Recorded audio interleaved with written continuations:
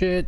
Oh shit. Oh shit. Oh shit. What is going on, chat? Hello everybody. Hello YouTube. If you're watching this on YouTube in the future. And if you are watching this on the YouTube in the future, this is being recorded on July 13th of 2023. So there's a little bit of a time on when this happened. So you guys can kind of go, well, when the hell were they talking about this? If you hear any topic of, well, didn't that happen 20 years ago? Because I imagine that's when I'll be found out. Welcome to Therapy Thursday. This is essentially what it is my sister and I are trying to help spread mental health awareness. So what we do is we sit here and we encourage people to come into the chat room with any of their mental health questions. And, you know, if you have anything you want to talk about or something that's bothering you, we encourage people to drop the questions in chat.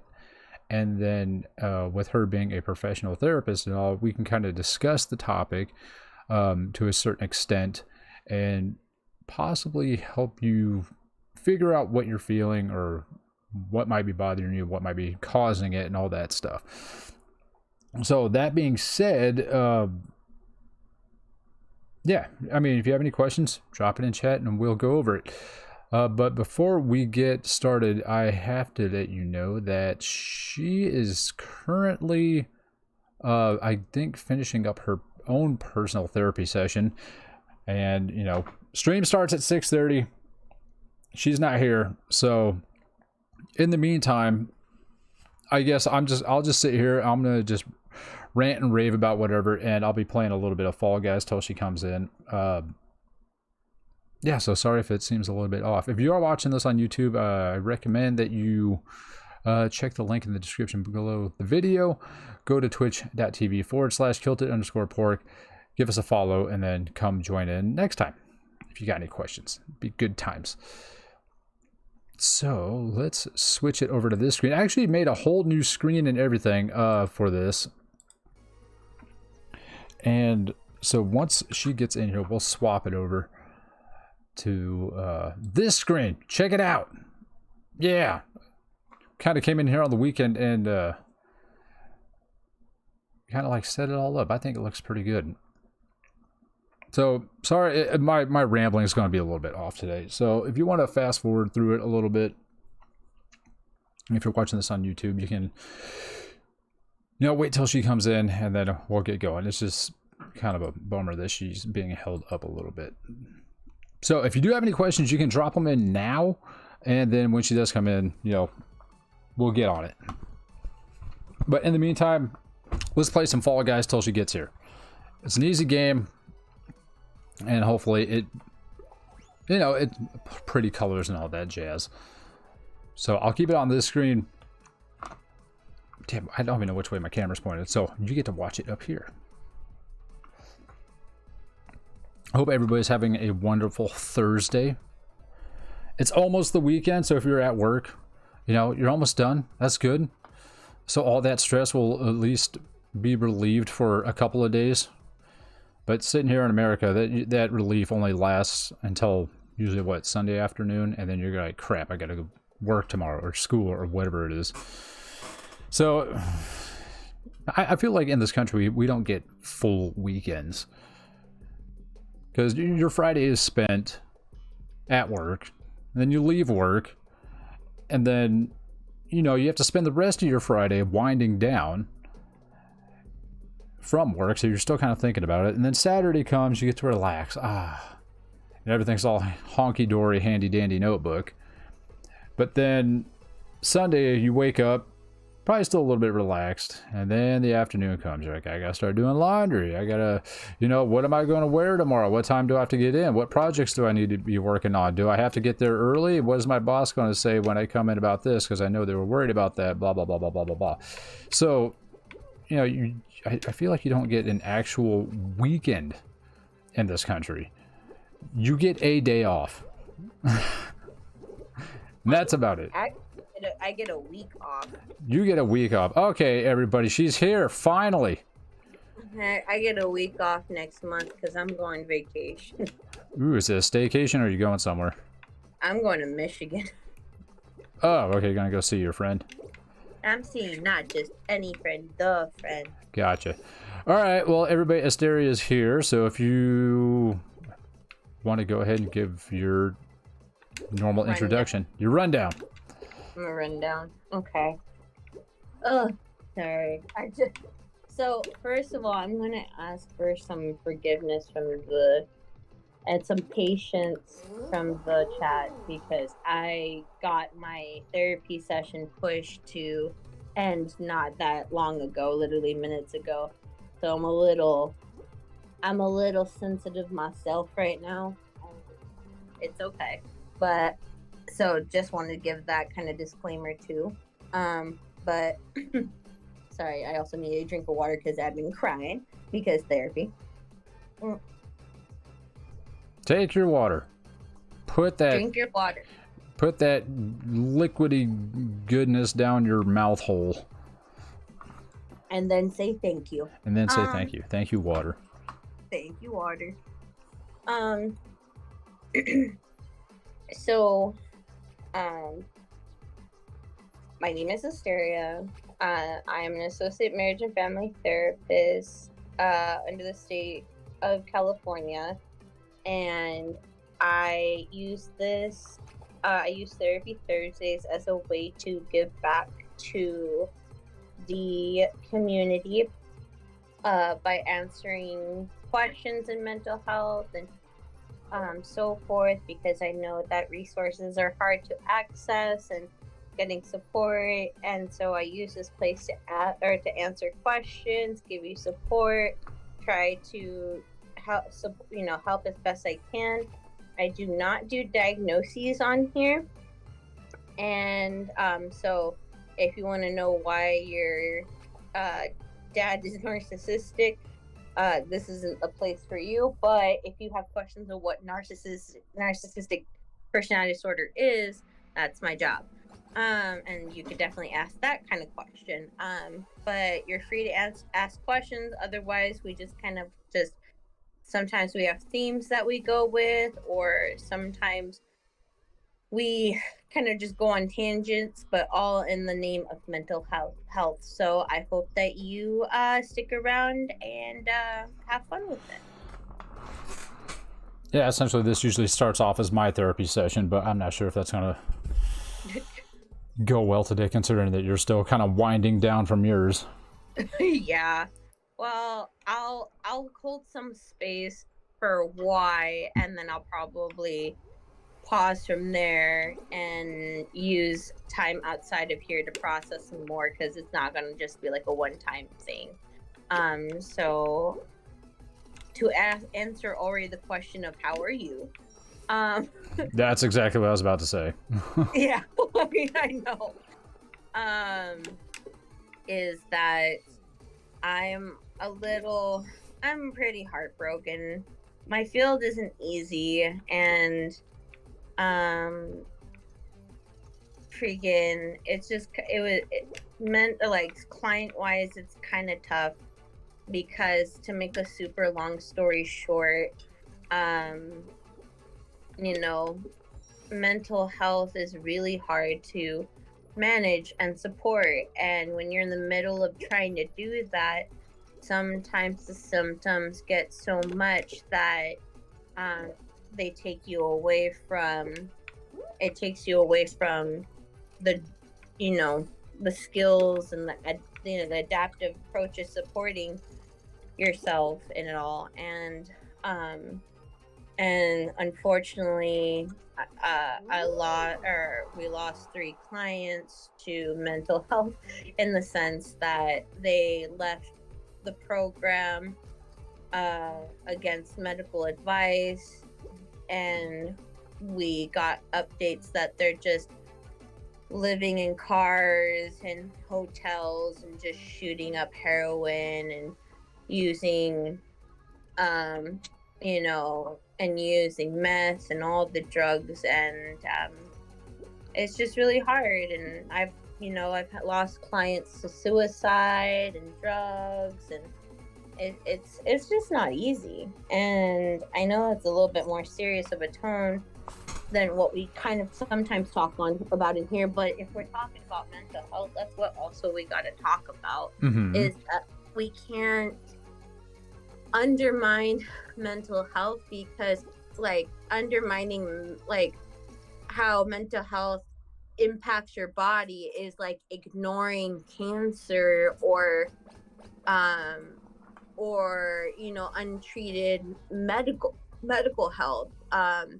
You could do that and you could probably live for a certain amount of time, but ultimately it's gonna have its side effects, and untreated mental health is just the same. It's just the silent killer, kind of like a heart attack.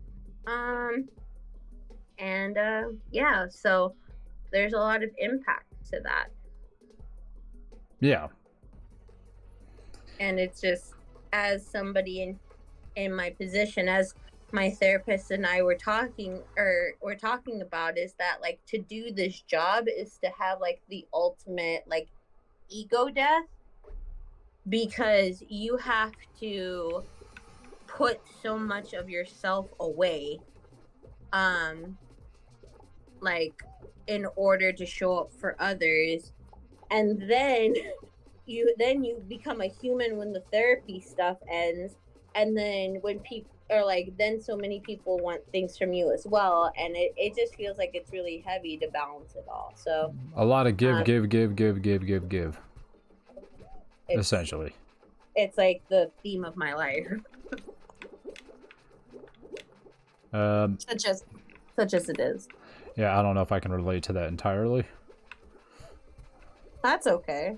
What do you have any thoughts on what's been shared so far? I mean, it sounds tough, and I honestly, that's one reason why you've mentioned this before. You're like, oh, why don't you go into the field of mental health? And I see what you have to deal with. I'm like, nah. Like, just because I can't even deal with my own shit, and you want me to take on other people's problems, I don't think I have the ability to shut my brain off entirely like that. So, I mean, it sounds pretty shitty, and honestly, on my end, that is one reason why I kind of feel bad about bringing up my problems, especially to you, because I know you have to deal with this shit all the fucking time, and it's like, I don't want to burden them with work, essentially outside of work. You know what I mean? No, I hear you in that. But ultimately, another piece is that like another part of it that is both a blessing and a curse in itself is that I love helping people. I have loved helping people my whole life. And I know I'm good at it. And I know that there are a lot of people that can't do what I do. And that's why you got a raise. And now I'm not even making dumb money yet, because I am also going to move over to my private practice where I'm going to make even more dumb money, and then it's going to increase. It's going to just keep going up from there. So anyway, as much as people are like, why do they make so much? I'm like, look, if you can't even handle your own traumas, like, you think I'm just gonna raw dog it and hold it for you for free? No, thank you. Yeah, no. I mean, it's kind of the same concept of why doctors make so much money. Because, I mean, they not only have to... Yes, it's all the schooling. But they also have to deal with the public. Yeah, the public is hard. It is, to say the least.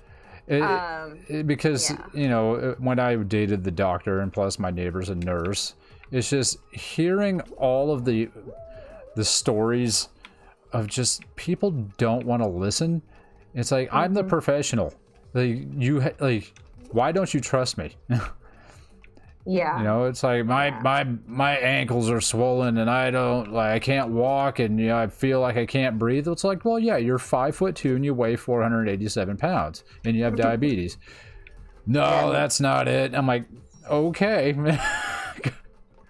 Yeah, it is. But that's also, yeah, that's very similar to what it is with my angle. It's like I have, okay, so I have to hold so much empathy for so many taboo, like societal taboos. Mm-hmm. And like here, I'm gonna maybe the theme for today is the inside the mind of a therapist until we get questions in the chat. Because one of my first clients I ever got was he beat his wife and he killed people. Oh, that sounds like fun. That was my first client ever. Wow, that's a good way to really get into the whole thing there.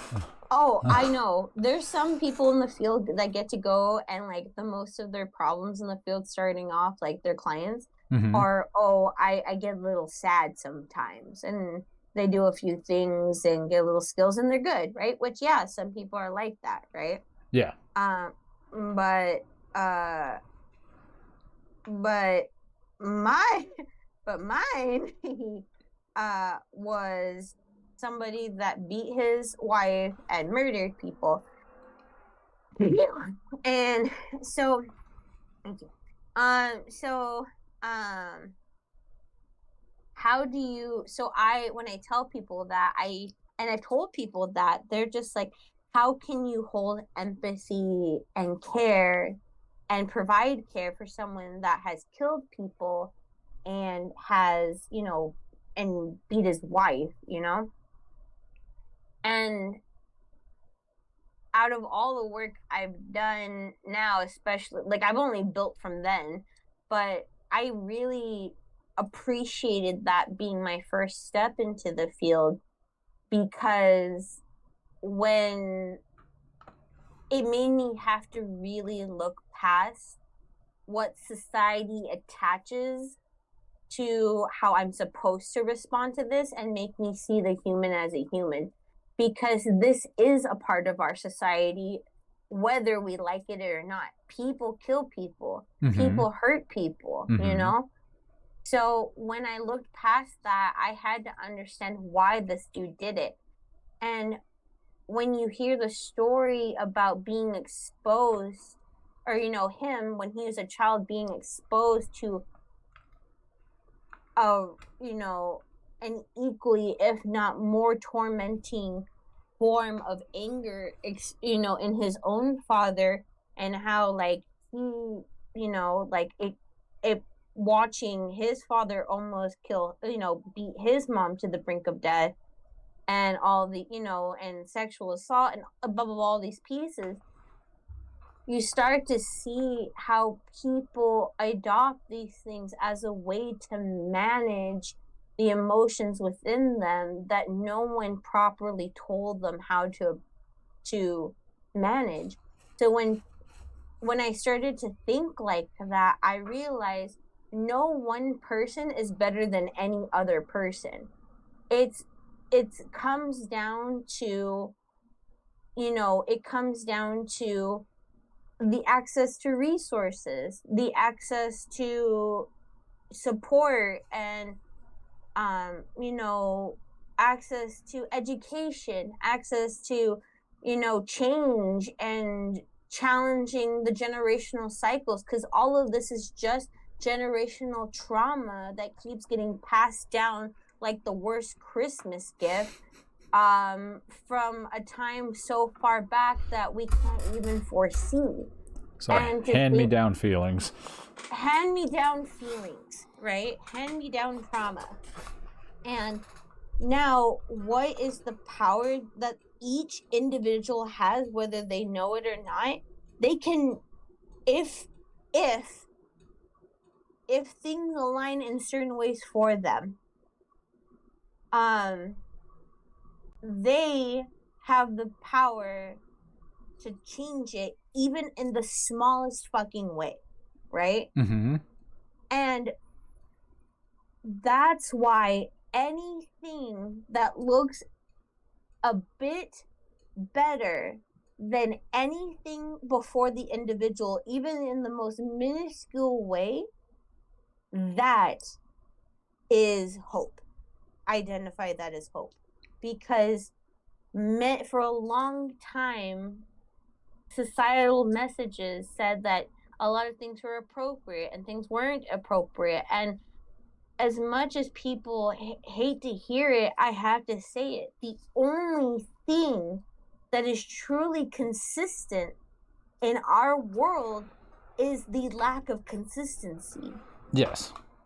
And people use so much of their energy to experience a smidge of consistency, right? Right. And so do I think that opportunities of consistency in healthy environments and with support are possible? Very much, yes. But it's going to take such a larger scale than just me and my silly little job. It needs to be, in my opinion, a full hands-on, like more of the majority agreements to make this work. Why it doesn't change? Well, I can't tell it fully, but I can tell you what I believe. I believe it doesn't change because somebody's profiting off of it. I can see that. That we have a society that in some way identifies or subjectively identifies that they gain something more out of untreated mental health, or just untreated, or just not access to adaptive and supportive resources, than anything, or like then vice versa, and so, or the opposite. And Artemis just said it has to do with control. It's like and that's the thing, people who experience mental illness may be left more susceptible to control, and not even just externally but internally, because they're left to the lack of control from their limbic system that wants you to continue to react to your trauma rather than to respond to the actual situations. And it's about to get too existential, so I'm gonna just pause right there. I mean, like, going back to the whole thing of people profiting off of it, I mean, I don't know how conspiracy you want to go, but I mean, like, just on the surface of it, the one group that wants mental health people to stay, or people with mental health problems that want to keep them that way, are obviously drug dealers. They don't want tell me more about that. Well, they don't want their clients getting cleaned up because then they lose money. Straight up. Yeah. So, I mean, and then drugs just exacerbate mental health problems, and then I feel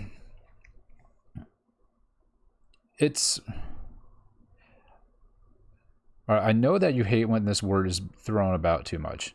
Narcissism. Yeah. Okay. Narcissism. I feel like drugs and drug dealers are a type of narcissism in a way, because they keep giving you just enough to make you feel good, but they kind of got you locked into a point where they don't want you to get better. Well, we could for some folks align that to just narcissism. I think it's where I think it's in itself, because in narcissism is the root of it all, which is still trauma, right? Mm-hmm. Because if we think about, just stepping away just for a second, about like the point we're talking about in this existential angle, is that any time that someone is trying to obtain control over someone else, it is more a reflection of the individual that's attempting to attain it, because they are trying to compensate for a lack of control, or control being taken away from them at some point in their journey, right? Kind of like me. Right. And many a times in trauma is a chronic experience of the lack of control, right? Mm-hmm. Because a lot of times, well, first of all, a lot of folks obtain their first messages of trauma before they're endowed with language, right? That like before they're endowed with the mental space to maintain memory, right? Mm-hmm. So as much as people are like, oh, I couldn't have got trauma before I was 5 or when I was young, I'm like, yes, but the way it's stored in your system was that instead of it being in your like in your brain circuitry, it got lodged into your nervous system, you know. So, and your nervous system remembers. And how do you know that it does? Because there's times where people just say, all of a sudden I started getting mad and my fists were clenching and I was ready to punch, or I started crying or I started laughing and I don't know why. Right? Right. Because there's messages that our system responded to that were lodged into our nervous system, into other areas of our body that cannot be obtained by awareness and consciousness alone. So the thing is, we are already out of control, right, as humans. Mm-hmm. And we have so little control, more than that I think that we fathom or want to fathom, because the idea of that is just too much to handle for some folks, right? Mm-hmm. And so with that, I feel that people would benefit from giving themselves some fucking grace.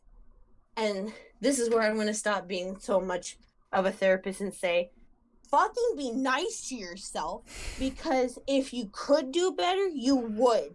But you don't for a reason, and you have the power to explore why, but you continuing to shame yourself because you don't does nothing more than keep you in that cycle and doesn't allow change to actually occur.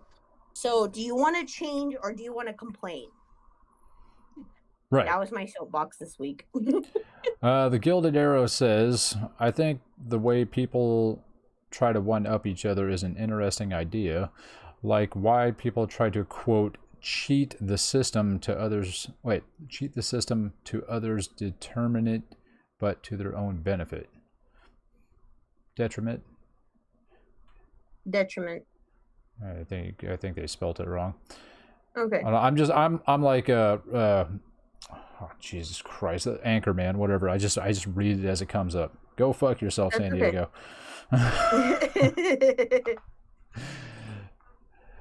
But oh yeah. Yeah. Shit, I thought I had something off the back of that. I mean, yeah, it's just like people, they know that they could be doing better, but then they just refuse to take the steps, even though they know how to do it, even if it's being fed to them. That's so frustrating, especially from the outside. Really frustrating. And I don't know who it's more frustrating for. The person that's like, I know I should be doing this, but I just won't, or the person that's on the outside going, you can do this. Get off your ass and fucking go over there. You want to lose weight? Start walking. Well, I can't do that. Yeah. It's like, you got feet, right? Then walk. Like, I weigh too much. I'm like, then walk 10 steps a day. Next day, make it 15. Just start somewhere. Yeah, anywhere. Like, how long have I bitched about how much I hate my career? And what am I doing? I'm taking a couple of classes every semester now, completely destroying my social life because I really hate my job that much. It's going to take forever to do it, but I'll get there. I lost weight. Yeah. It took forever to do it, but I got there. I think there's a lot of power in that angle to what you're saying, because as someone that has now gone on, I'm going into my 3rd month of walking every day, just a little early, or doing something even just a little bit. I could see the results. right? Like I feel better physically just because one day I started walking. I very much Forrest Gumped it. Yeah. Instead of running, I walked. And every day I do a little bit of walk. And yes, I cannot tell you enough how much I don't want to fucking walk some days, Mm-hmm. to say the fucking least. And I still walk, Right. right? And afterwards, I'm so happy I went on that walk. Even because in that moment, this is where folks, this is a very powerful statement in relation to what I preach as a clinician. There is this concept in cognitive behavioral therapy, which, just to make it very easy, we're going to draw up this mental foundation of 3 categories. It's going to be feelings, thoughts, behavior, right? Yeah, I'm gonna grab a drink. Keep going. I can hear you. Okay. Our thoughts, feeling, behavior. We have thoughts. Oh my God, do we have thoughts all the fucking time, yes. Right? And then what happens is we have such an endless array of thought, right? And in that, our brain reacts by attaching a feeling to those thoughts, right? Like two magnets, right? And then from there, many people who don't think past this point just have a behavior, right? Right. And they're like, that was a thought, here's a feeling, here's a behavior, right? But the power that we have is to see that these are just thoughts. And these are just emotions. They are not factual. You cannot touch them. Yes, they feel very real. I will never take that away from you. That is very true, that it can feel so real. Mm-hmm. You still have power in what you want to, or how you choose to behave. And I know many folks say, no, I don't have power. To which I want to challenge already in saying, you do, you just don't know it yet. And I can't confirm if you're ready to do the work of what it means to gain power back over your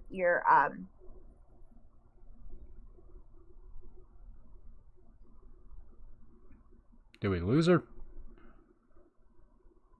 Or did my internet crash? Who knows? A humble soul. Welcome in. How are you doing today? Let's see. I don't know what happened, but shout out to Artemis for pointing it out. Oh, good, because you just went quiet. Yeah. I was like, so, and I'm sitting there, and I see a spinny wheel come up on my cursor for a second. I was like, did my internet go out? Right. You sound a lot better now. I know. I don't know what happened there. But anyway, see, maybe it was just the universe is like, hold on, I got you. But this reminds me of one of my favorite quotes.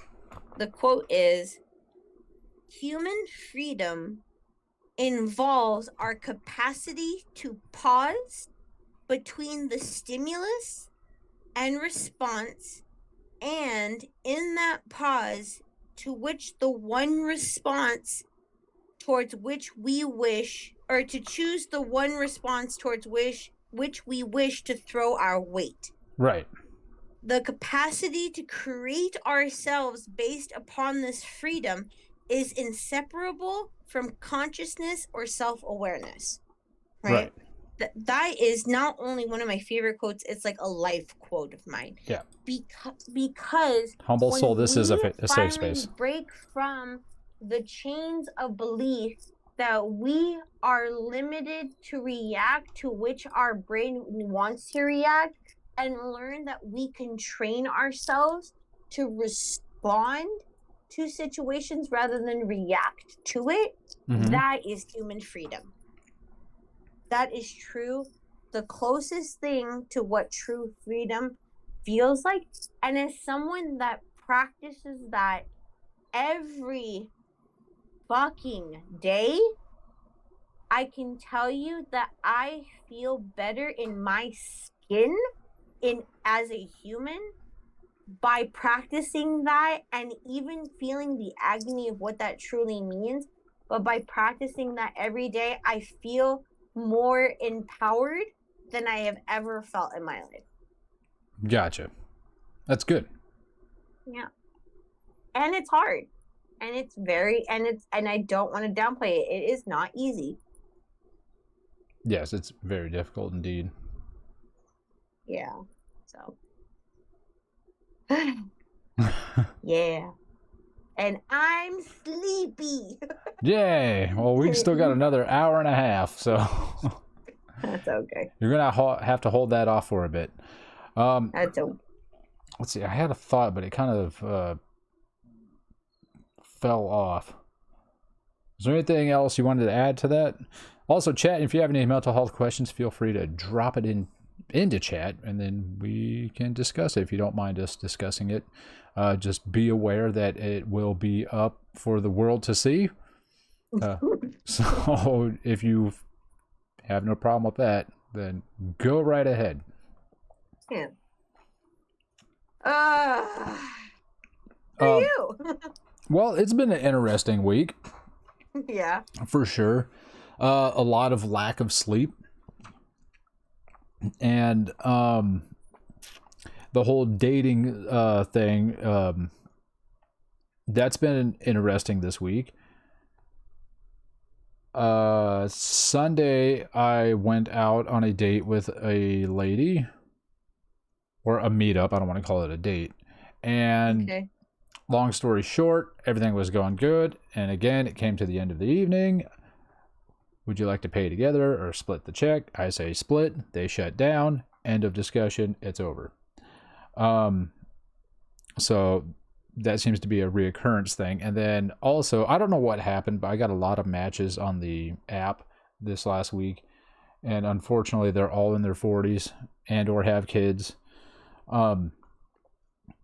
Then I was talking to another one, and we were texting, everything was going really well, really well. I was like, she's like, I do this and that and this and that. And I was like, oh, wow, I do that too. And she's, super excited.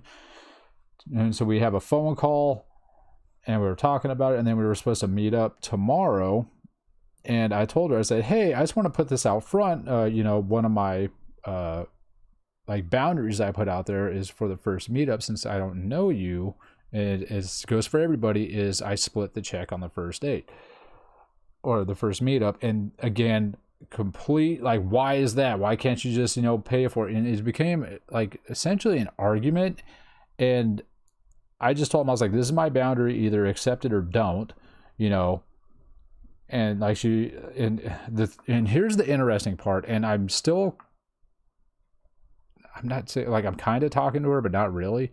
But I'm more fascinated with the fact that she herself is a therapist. What?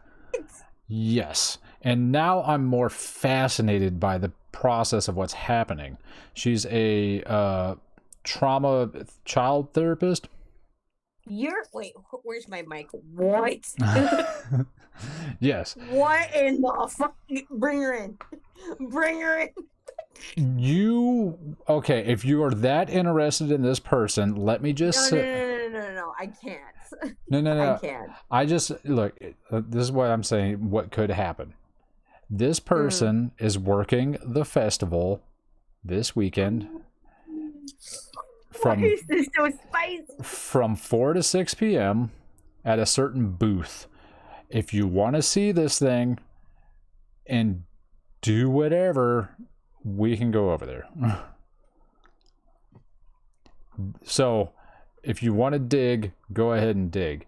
But the thing that fascinated me the most about it, that I was really thrown off by, is I said, hey, this is my boundary.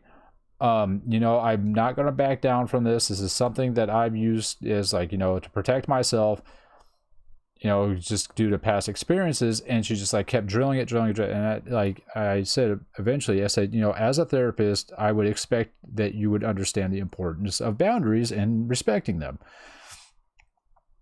And like I said, I don't have all all the messages stuck in my head. But again, she's just like, well, why can't you just bend for this one thing? You know, if like we could be something, blah blah blah, because I really like you. So why won't you just bend for this? It's like, look, it's not happening. If okay, but can we talk about something a little bit deeper? That like, are you comfortable of us kind of dissecting this? I'll tell you if I'm not or when I'm not. Okay, I can do that. And I can respect that because your boundaries are important. Yeah. I wish you understood that. Is this? This is something I had to fucking learn, and I had to learn the hard way, and I still have to, like, even though I know, I still am flabbergasted at any time I experience it in my fucking field. But contrary to fucking belief, you'd think they'd know better.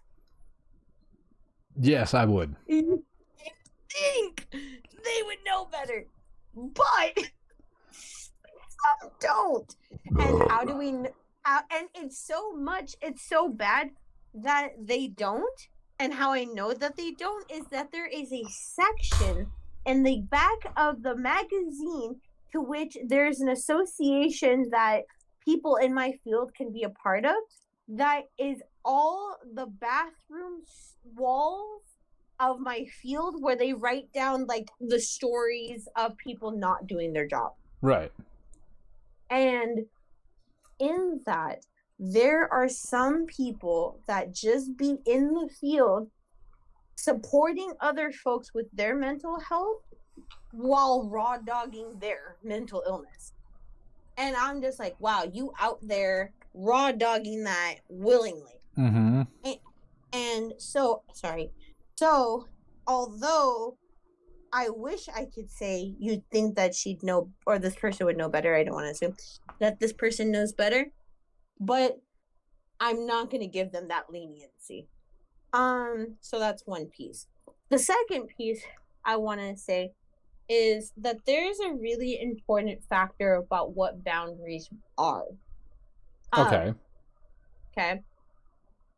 And so and in me saying this, I'm not saying towards you specifically or anyone specifically. And I'm saying that because right now there's a big like social, or excuse me, like celebrity that's in the news about this whole thing about boundaries and control.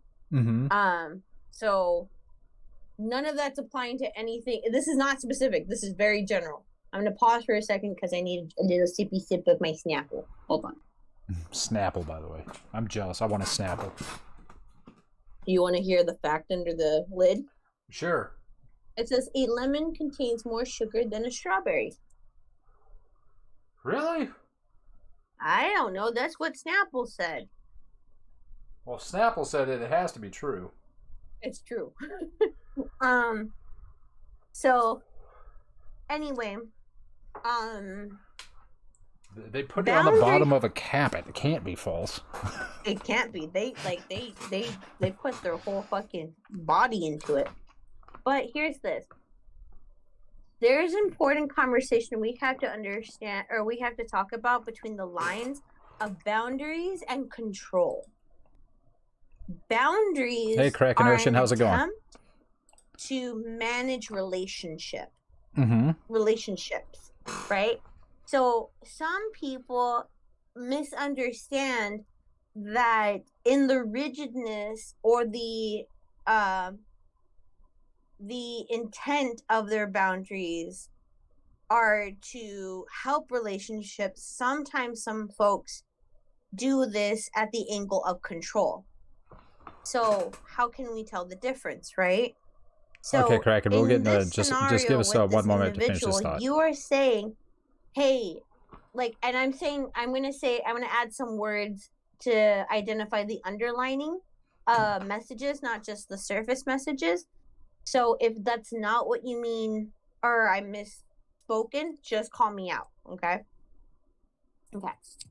So, wait, I gotta make sure. Okay. Is this.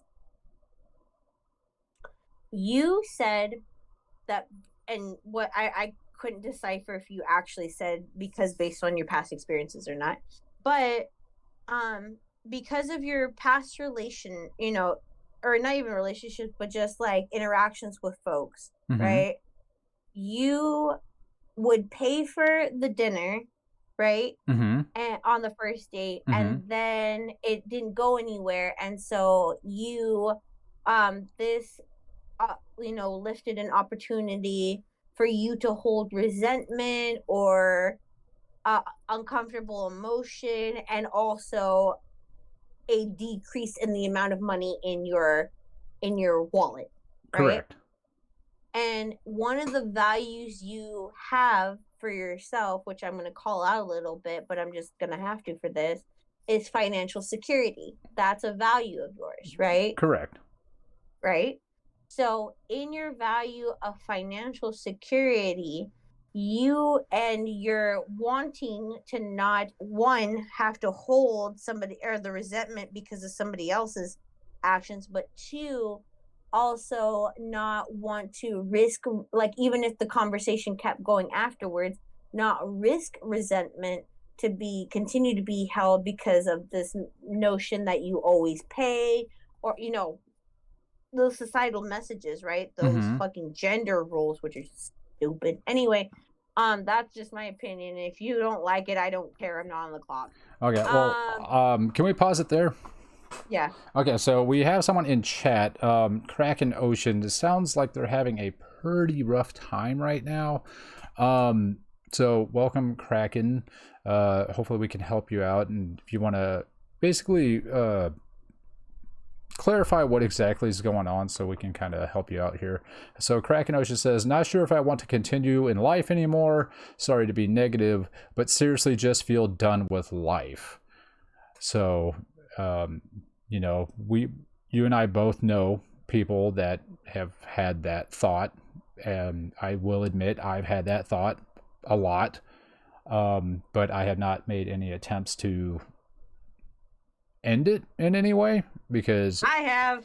okay, there you go. One of us has. There are other people I know that have made attempts, and honestly, even to this day, I still have that thought. I'm like, fucking why? So Kraken, Well, it's natural. yeah. So Kraken, if you want to, if you feel comfortable breaking down what is exactly is happening, go ahead, throw it in chat. It's up to you, and then we can kind of, maybe help you see things in a way that are a little bit more positive, or can. Well, I can't guarantee that. I Well, said, what I I can't said guarantee.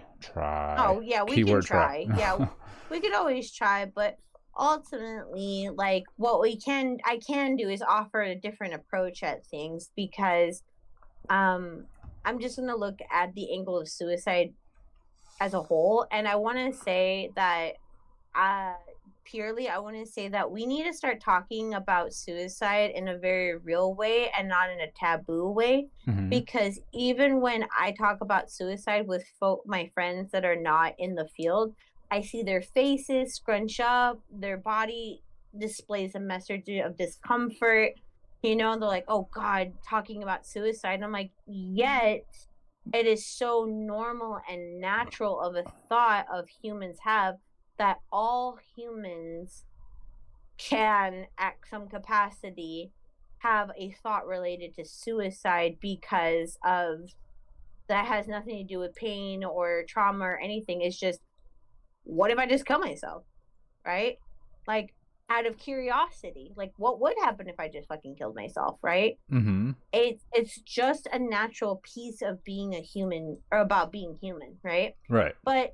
But despite the contents to which support the suicide, because trust me, I've been in the field long enough to hear, I have heard many, many, many, many, many, many, many angles as to why suicide, right?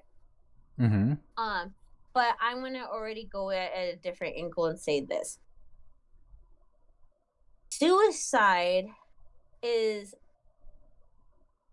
a way to is if we took away the taboos and the connection to suicide of death and killing yourself, and related to that, we need to look at suicide and what is attempted to be obtained with dying and killing ourselves, right? Right.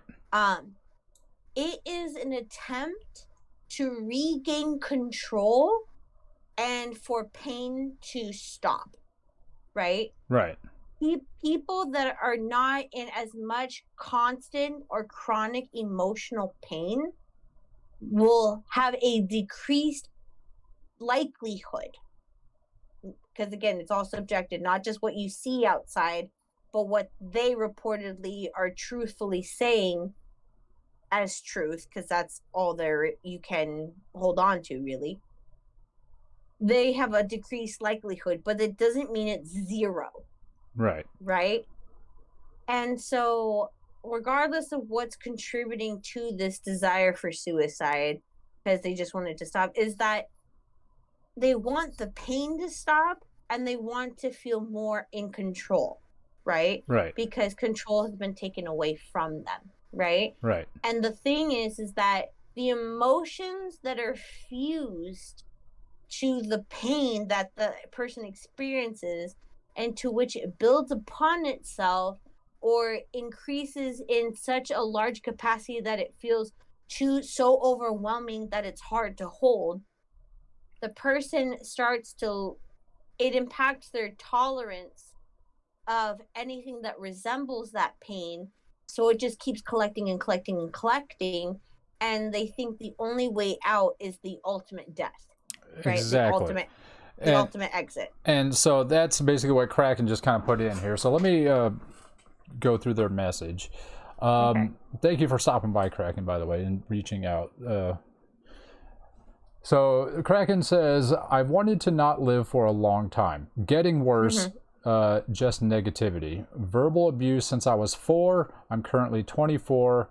Feel like I'm never moving out, never making enough money. Currently in massage therapy, barely making any money. I'm going nowhere.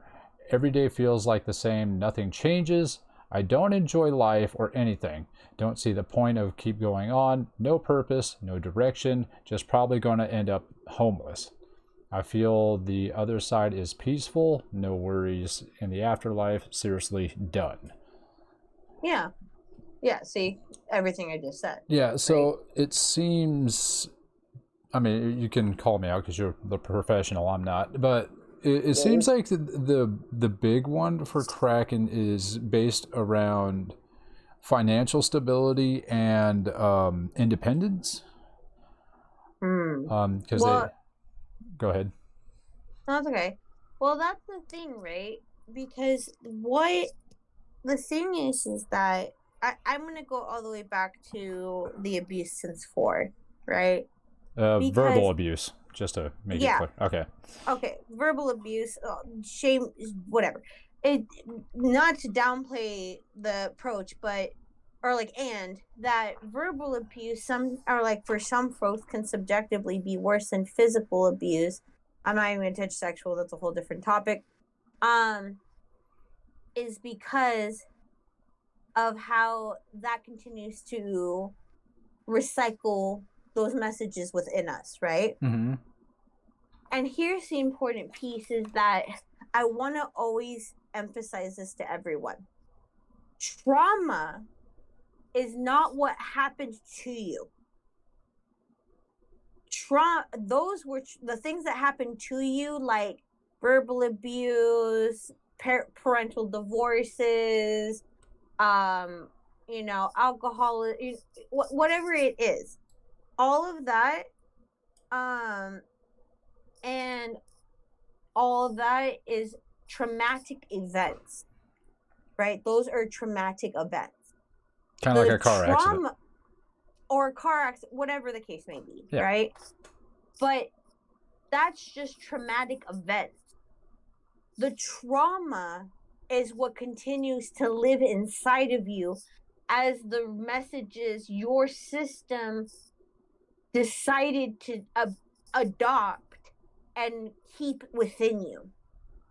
Then that gets frozen in time, right? Mm-hmm. So then what happens, because that doesn't get processed, is anything that you experience in this life that even remotely resembles itself to the initial exposures to trauma, just add more weight to the layers of that trauma. This is where the term complex post-traumatic stress disorder comes from, right?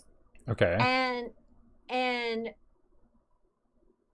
in that, we start to have an impacted tolerance of anything that resembles it, of the world, of people, and we create, or we end up developing a wedge between ourselves, or us, and our authentic self.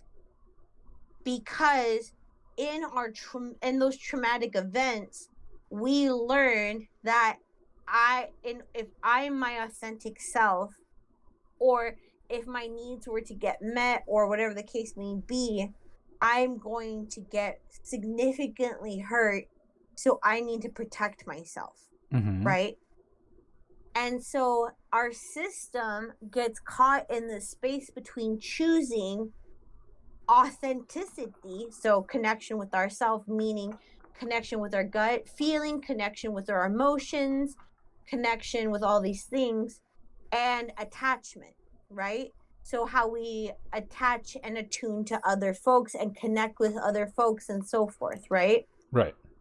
In the end, attachment will always win. And we will suppress authenticity. But if we do that, we will die. Because and how does that dying look like? It can look like suicide, where we just kill ourselves, right? It could be that we lean into, thrill-seeking in behaviors to, use that to feel something or to feel good, but at the risk of our own life, and that can kill us. We could do it by feeling love and care and support that we always wanted. And so we put ourselves in very risky and harmful sexual interactions, which are not authentically what we want, but the attachment wants it more, and that can get us killed. All of these things are what I was saying at the beginning of the stream when I said that trauma or that mental health can kill us just as quickly or even as slowly as physical or medical health can kill us if left untreated. Right. So yeah, we could just kill ourselves and it stops, right?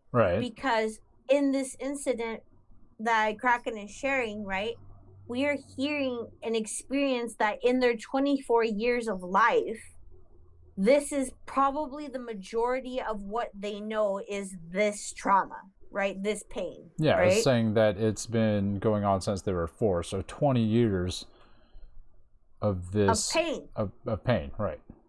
So you can't blame someone like Kraken for suicidality. Right. You really can't, because... And you also have to say, God damn, they really lasted already 20 years of this.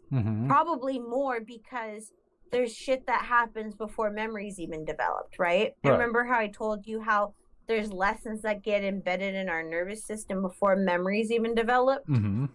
This is also what I mean. So, and in the end,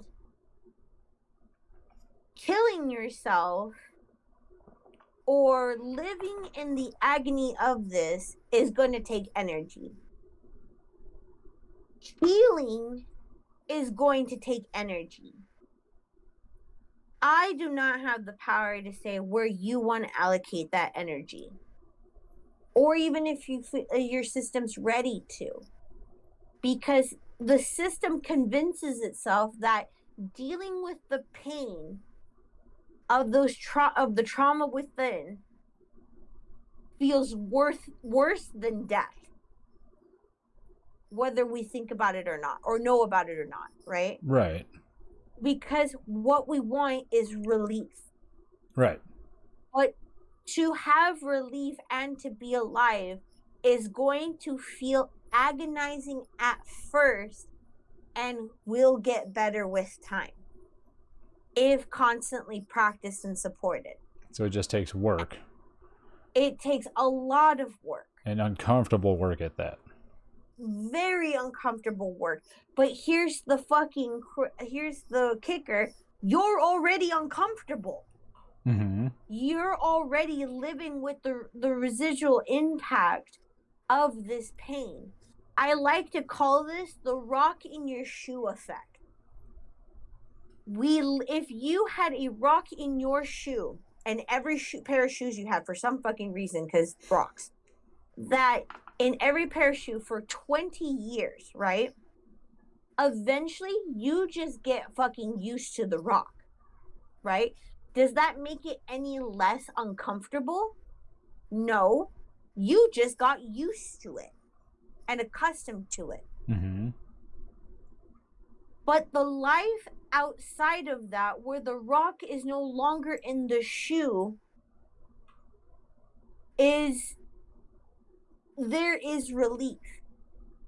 But you're going to have to commit to what it's going to take to get the rock out of the shoe. Now, you can kill yourself. I'm not promoting it at all. I'm saying that is an option. And ultimately, I cannot take away from human autonomy. That is not my job. I cannot tell people what to do, contrary to popular belief about therapists. I cannot tell you what to do. But the fact that you're even on here talking to us about this shows me that you want relief more than you want death. Yes. So reaching out in itself was the first move to make things better. Right. So you're not sitting around doing nothing about it. You did take a step. It may have been hard, but you did take a step. You were searching for that relief. And this is a small place to, at least start, which is good. So chalk that up as a win and a step in the right direction. Yes. And no, it may not feel like a big step and you may not get instant relief from it, but every race has to start at the starting line, even long races. And and that's why I appreciate you being the person I hold this space with, because you have a unique perspective as someone that is so committed to physical health and being an athletic person, because you demonstrate what it is, the actual example of it does not happen overnight. Right. And as somebody that's been in your life that has seen how you were before to how you are now, just physically alone, I would never deny that you did not give utmost commitment to this, right? This experience is very similar to mental health, because contrary again to popular belief, just because you get the skills to manage these things, it does not mean you are impenetrable of pain never happening again. You will have the skills to manage it to the best of your ability, and in that can be just the amount of relief that your system needs to keep going. Right. Kind of like becoming a professional chef. It's like the better you get, you'll probably cut your finger less in the kitchen. It will probably still happen, just not as much. Right. And you don't just stop, right? If you stopped right now, or just went back to how you used to eat or live life prior to all of this, right? You could easily fall back into your old ways. Right. Easily. Just like mental health. You have to and this is where I'm going to say a very important thing for you, Kraken, if you're still here, or for anyone that's listening. Okay? You can have one foot in the direction of killing yourself and death, there it is. And you can have one foot dedicated and wanting to go in the direction of recovery and mental support and everything like that. But as long as you have one foot in one direction and one foot in the other direction, you won't move. You will just fall over. You need to commit. And I do not and will not recommend dying. Right. I suggest trying because your life is worth it, whether you believe me or not. I can't control that. Mm-hmm. And as someone who was ready to leave it all behind, I am so thankful that I chose to stick around. Because now I'm probably the happiest I've ever been. And I never would have believed that. Like, I can't even say many years ago, like super many years ago. I literally can say on August 8th, 2020, I hit my rock bottom. I had plans to ending it all that year. No, I didn't tell anybody. My mom didn't know. My best friend didn't know. No one knew, and no one was going to know, right? Mm-hmm. Except what saved me was that in that moment, in all of that, I had to make a choice. One direction or the other, and I chose this, and I chose to stay alive. And I was in pain. I was somewhere completely new. My whole life turned upside down. Like, I was crying myself to sleep every night. I was alone.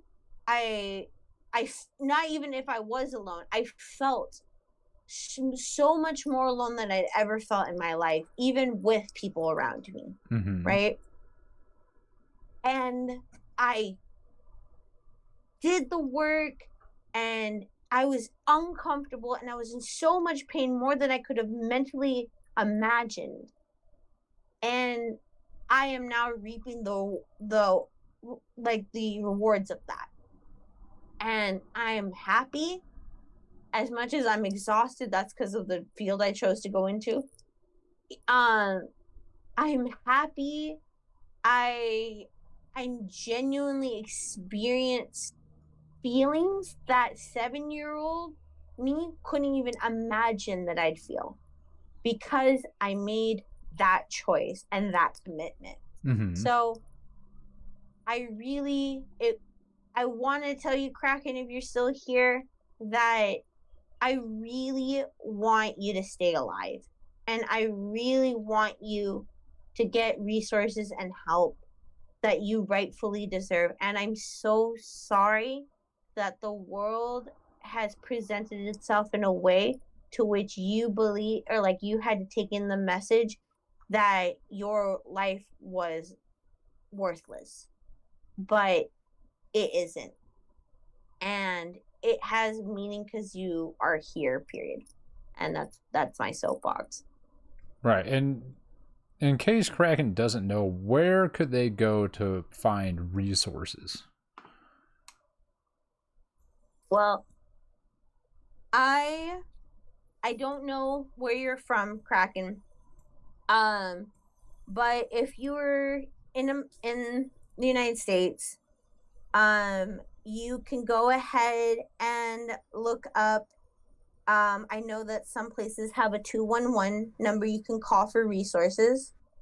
You can go on Psychology Today, and find a therapist. Many therapists have sliding scales. A lot of therapists can work with clients, and from different state lines and so forth, because of different of different credentials and so forth. My credential is I am limited to the state I practice from. And sliding scale, also, if you're unfamiliar with that terminology, is where they can meet you where you're at, and it could be something that is ongoingly negotiated until like things change for you financially. if you have insurance, to look into your insurance and to see what access you have to mental health. I'd encourage you to, and if you want something more free, I encourage you to. This one's international, but there is a 12-step program that's called Emotions Anonymous, where you can get help when it comes to depression, depression, suicidality, anxiety, and so forth. That's for fucking free, and it's all over the world. To which you can go on emotionsanonymous.org, I think, or .com, but just look up Emotion Anonymous on the internet. And if you're here, that means you got some kind of access to the internet. And you can start attending meetings anytime. Like there's one like almost all the time. And I would encourage you to go in there, because right now, more than ever, you need connection. Even if your body and your mind tell you need to isolate and be alone, that is the trauma speaking, not the value speaking. And I suggest you lean into your support that way. Yes. Yes. So, Kraken, hopefully that helped. If you have any questions or you want to add to it, go ahead and drop it in chat. We'll keep going with it. But hopefully that gave you some insight on... Please. What's that? No, go ahead.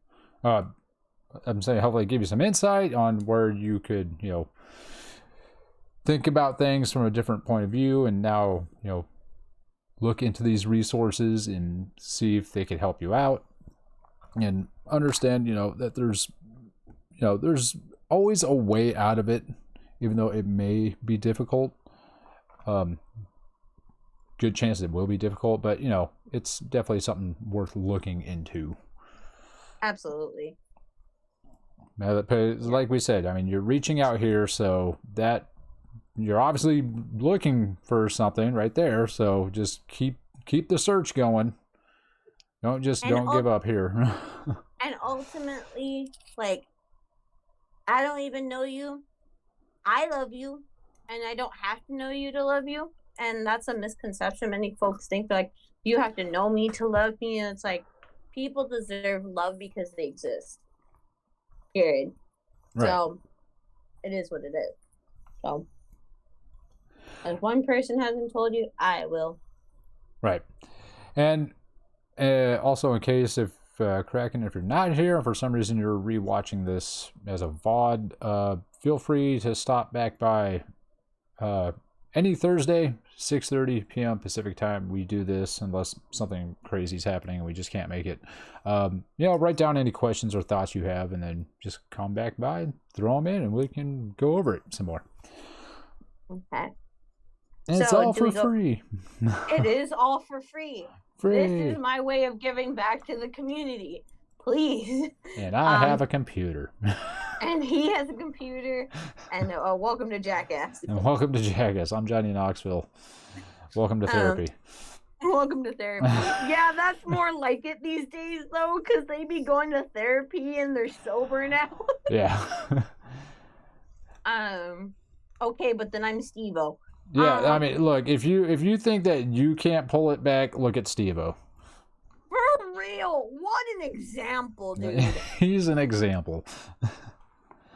That guy, I don't know how he made it back out of the hole he was in, but if he could do it, you can do it. For sure. But, what was I gonna say? But for the time being, I'm gonna go back to what you were initially talking about. Okay, talking to therapist, lady, date thing, not wanting to pay bill, boundaries. Okay, so you'd think that they'd know better. Right. But they don't.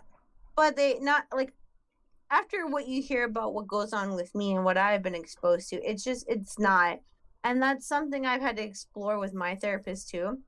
I had to say, she said, my therapist called me out and she said, the thing is that you're holding others to the same level of expectation you have for yourself, and they just don't do that. Right.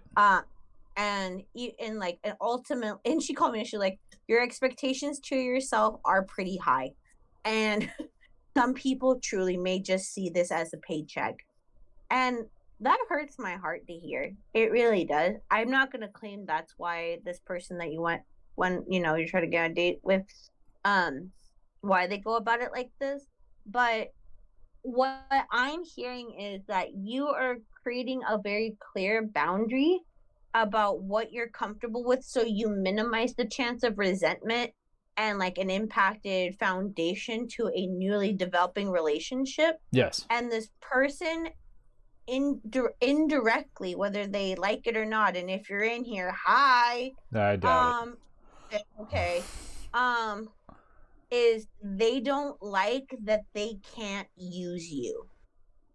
Yes, that's how I felt also. And that is where I'm going to come in as a protective person that cares for you and saying, do not do that to him.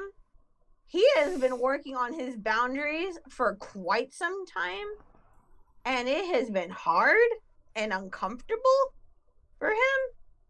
So I'm proud of you for sticking to your boundary. I am. Thank you. And if they don't like it, you can kick rocks.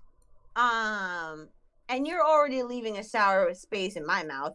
But I digress, because humans, they can bounce back all the time. But that's what I'm interpreting from this. But if that is your boundary, it's your boundary. Like, Yeah. Regardless of it's a healthy or not healthy or adaptive or maladaptive boundary for anybody, anytime, you get the message you need to hear from this person from this boundary, and you could hear the message, the underlining message from those that choose to respect your boundaries or choose not to respect your boundaries. Mm-hmm. And that's my thoughts. Gotcha. And that's something I even brought up to her. I was saying, this is my boundary. As a therapist, I would expect you to know that, which now you say don't expect them just because they're a therapist. And I said, this is not something I'm willing to move on. So, and I even flat out said, I said, look, if your boundary is that you need someone to pay on the first date, because it seems, at least from when I look at it, she wants this perfect Disneyland type of thing, like super romantic thing. Oh, we met and it was so romantic. Like, I'm like, sorry, the world's not like that. I didn't, and so I was like, look, if that's something that you require, then I suggest that I wish you the best of luck in the future, because I'm not moving my boundary. And I even said, I was like, if you want to meet in the middle on this, I'm not really giving up my boundary. I said, look, we can go to dinner, split the check, but afterwards I'd be happy to buy you an ice cream. And that's fair, because I don't mind doing that.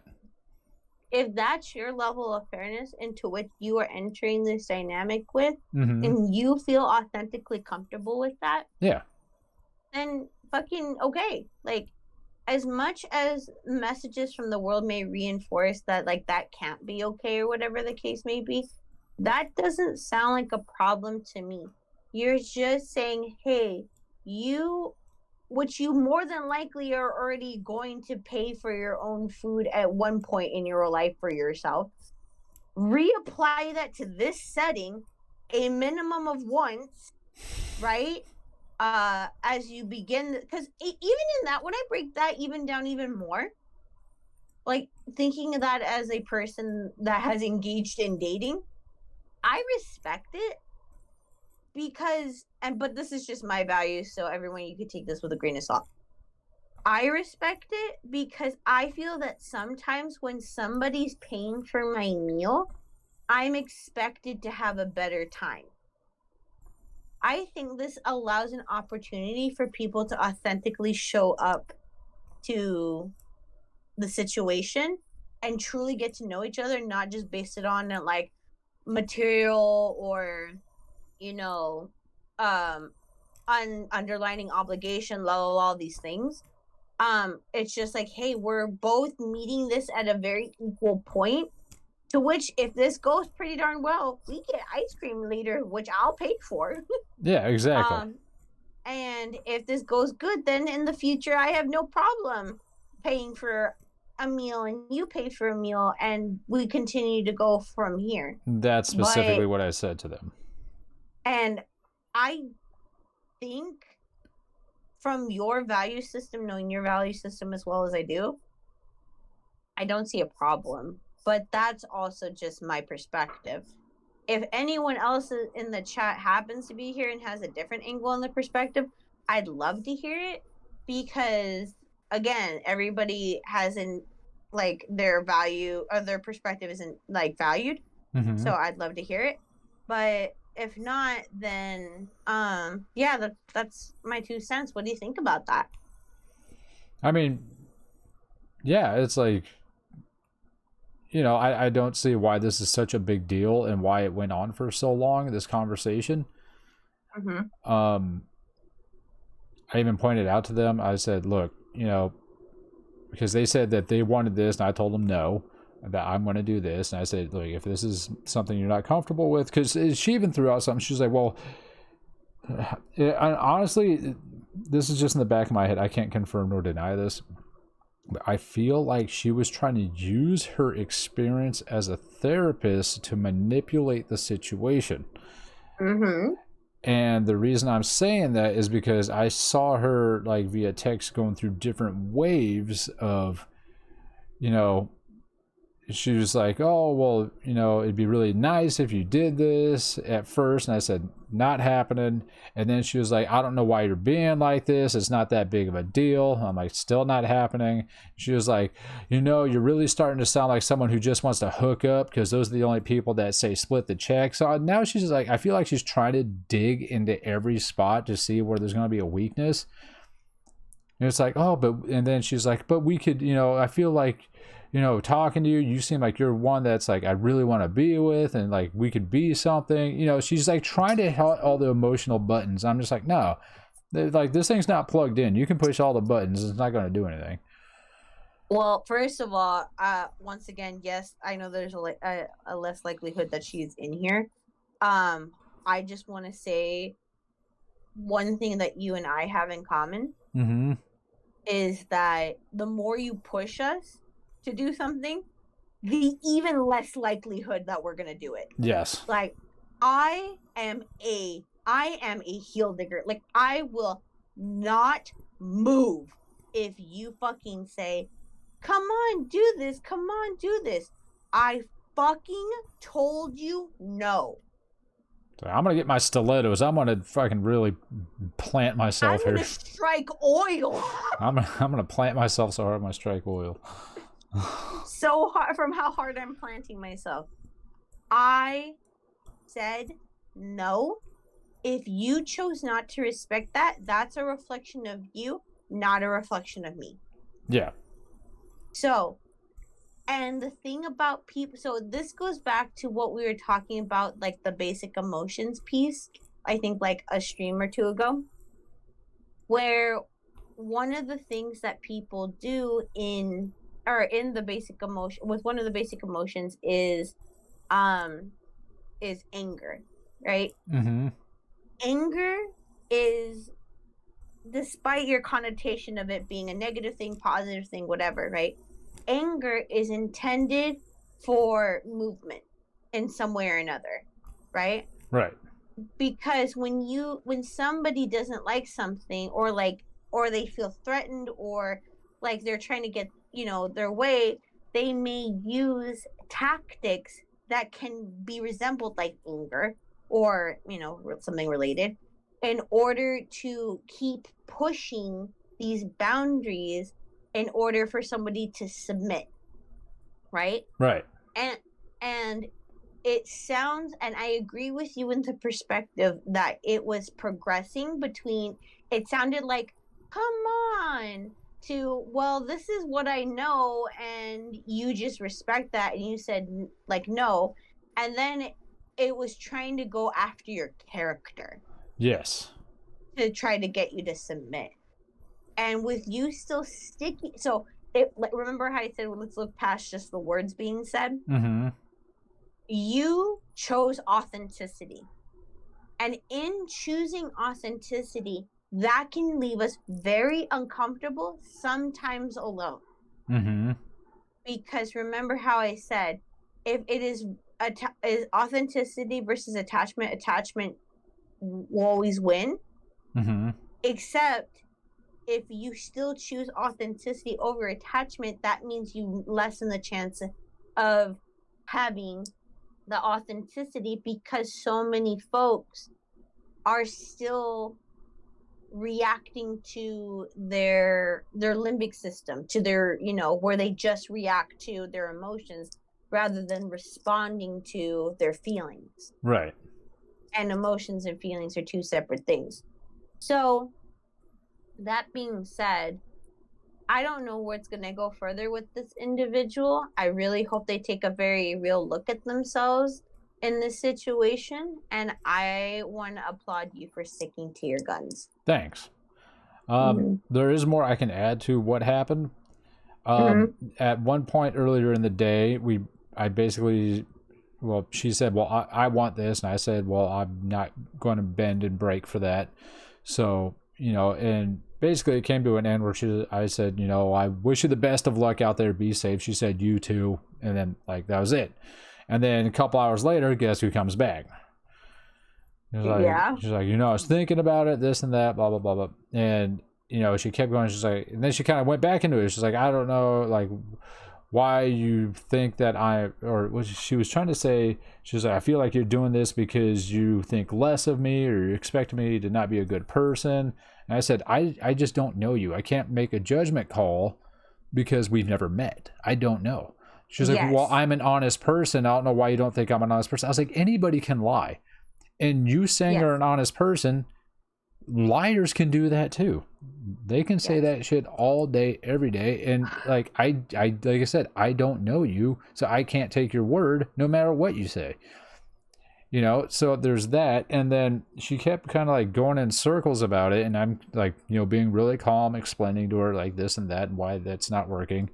And it got to one point and I said, honestly, I can actually read it out verbatim because I have a cell phone. In this economy? In this economy, right? Well, that's what. Well, no, I picked this up in 2017. This is an old economy. Oh God, Jesus Christ! I don't even know what 2017 looks like. Okay, so let's see.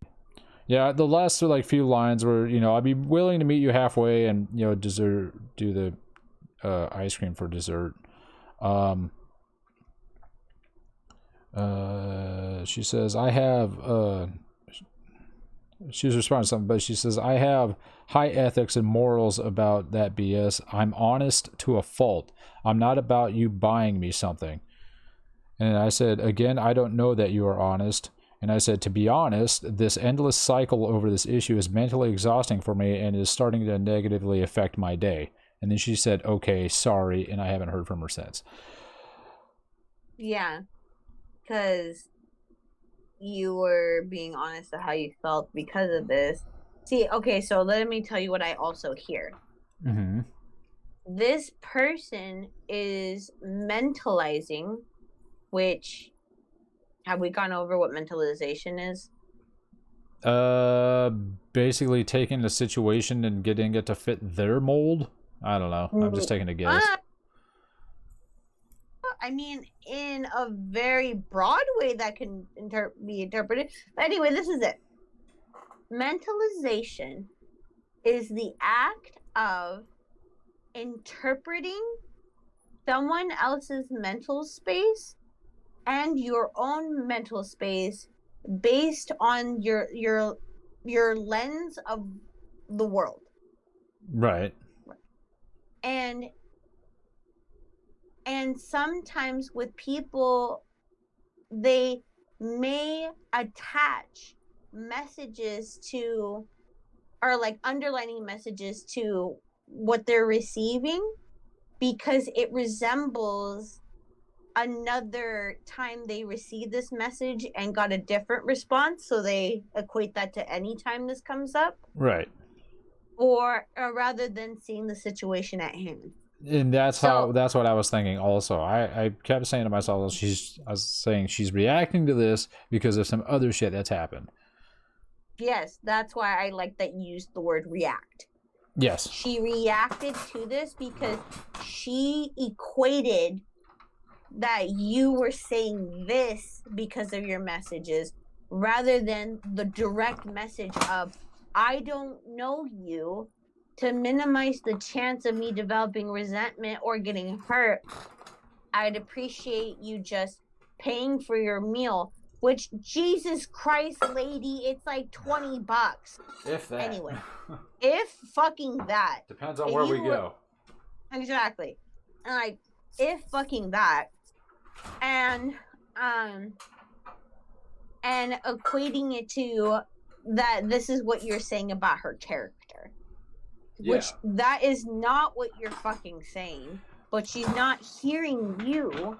She's listening to the messages she's interpreting. Right, and that I didn't say that part, but I said, look, this has nothing to do with your character because I don't know you, so I don't know what your character is. I can't make a judgment call on you. I can't say you're a good person or a bad person or anything. So this has nothing to do with you. This is about me and what has happened to me, and then that's why I've developed these boundaries. Yeah. So I said, again, it has nothing to do with you. And I even told her, I was like, if this is a problem, then, it's not going to work. And she was like, well, she even brought up that thing. I think I told you, she was like, how do I know you're not just trying to hook up with me? I was like, if you think I'm the kind of guy that's out to just try to hook up with you, then I recommend staying away from a guy like that. Protect yourself. If I seem like that kind of guy, then don't go out with me. It would be silly if you did. Yes. I even said that to her. I was like, because in the reciprocation of this message, she doesn't know you. exactly. Right? So she is fearful of getting hurt from a hookup. So she's trying to avoid that. And she's reacting to her trauma. Yes. You're reacting to your trauma too. Because you've been hurt by this before, right? And this is how you learn to protect yourself. This is how she learned to protect herself. This is where I say trauma interferes with attachment, right? But you still, in the thought, feeling, behavior of this all, get to make a choice in your behavior. Period. Mm-hmm. So she made a choice. And she chose her trauma. I'm saying this because I know your system well enough that consciously or subconsciously, it may say that this was a reflection of you, or that you failed or did something wrong. I'm here to say, I do not believe you did anything wrong here. And I'm not saying that because we're related, because that doesn't fucking stop me. But I just want to say that despite what it all happened, actions were taken and consequences are neither good nor bad. They just are. Right. So that being said, there's something that you said earlier, and I just want to have a tiny spiel on it. Okay. Real quick. When you said about a good person or a bad person, right?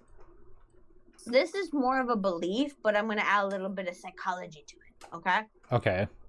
I don't believe good people or bad people exist. I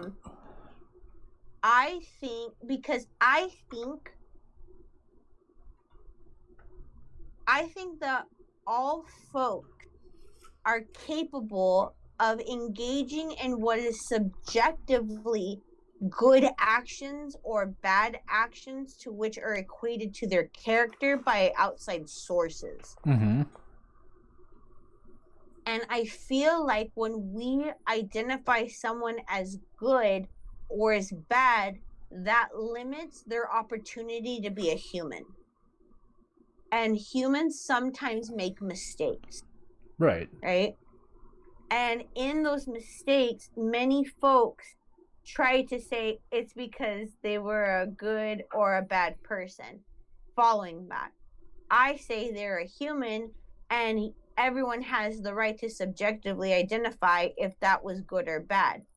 How do I know that? Because there are historical figures that some folks say that's a very bad person. And some people are like, that person that changed everything or saved lives or whatever the case may be, right? Mm-hmm.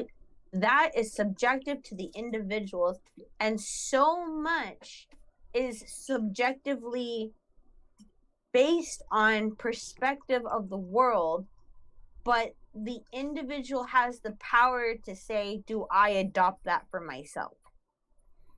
Right, and I think a good present day example of something like that, person wise, would be Elon Musk. Because there you have both sides of the coin. Some people hate him and say he's a horrible person and he's terrible and he's ruining, he's bad for the planet or whatever. And other people find him as, a savior in a sense. You got the people on one side like, hey, he's trying to help humanity by basically pushing us further into the future as a species. But yes, in return, there are negative consequences that are coming from that.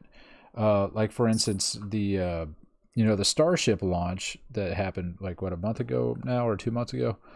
That thing exploded, obviously.